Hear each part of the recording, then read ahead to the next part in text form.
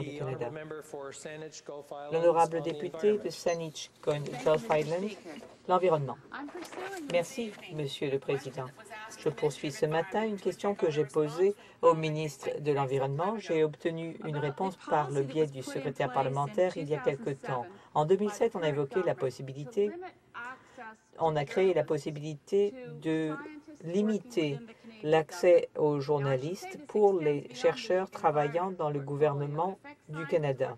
Cela touche plus que l'environnement, cela touche plus que l'ozone, cela touche aussi les chercheurs travaillant pour Pêcherie et Océans, Environnement Canada, Ressources naturelles Canada.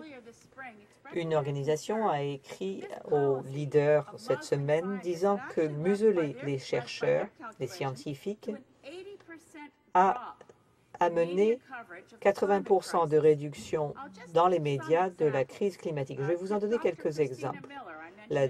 Madame Christina Miller, scientifique de pêche et océan, a pu faire publier sa recherche et sa recherche scientifique dans un journal d'envergure internationale, mais elle n'a pas pu me parler. Elle a publié un article au printemps concluant que l'augmentation de la production de gaz carbonique allait se traduire par une augmentation de 2 degrés de la température, ce qui était quasiment inévitable. Mais on ne l'a pas autorisé à parler aux médias. Autre exemple de recherche, les chercheurs qui travaillent sur la surveillance des radiations à la suite du désastre de Fukushima au Japon n'ont pas pu fournir des données aux médias sur les teneurs en radiation. Et on a entendu dans les nouvelles l'histoire d'une journaliste qui a essayé d'atteindre un chercheur de Ressources naturelles Canada, qui est à Victoria. Cela portait sur une inondation d'il y a 30 000 ans et pourtant on n'a pas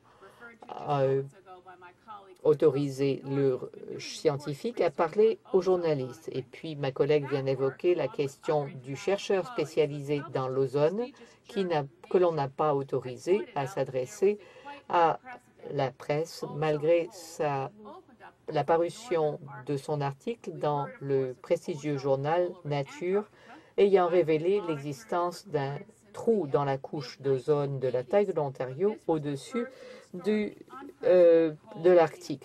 Tout le monde sait qu'il y a un trou de la couche d'ozone au-dessus de l'Antarctique, mais c'était la première fois qu'on aurait parlé d'un trou dans la couche d'ozone dans l'Arctique. Curieusement, M.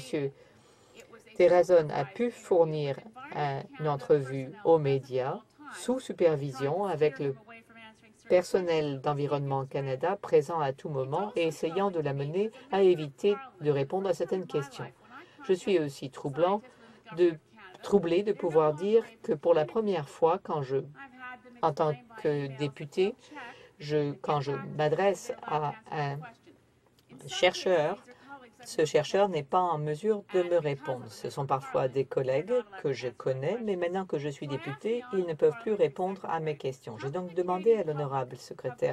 donc à l'honorable secrétaire parlementaire pourquoi le gouvernement ne laisse pas les chercheurs s'adresser à la population sur le changement climatique, sur la diminution de la couche d'ozone, sur les pêches et sur les